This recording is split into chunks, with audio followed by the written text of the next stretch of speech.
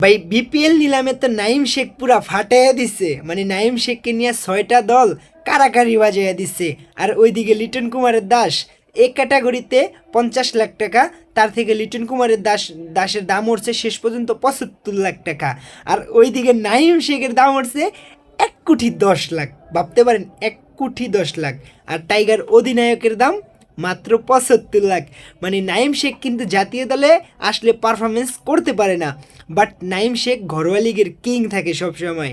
সর্বশেষ ডিপিএলে ভালো করছে, বিপিএলে কিন্তু 2025 আসরে সে রানের টপ অর্ডারে 2 নাম্বার ছিল, টুর্নামেন্ট সেরা 2 নাম্বার রান করছিল।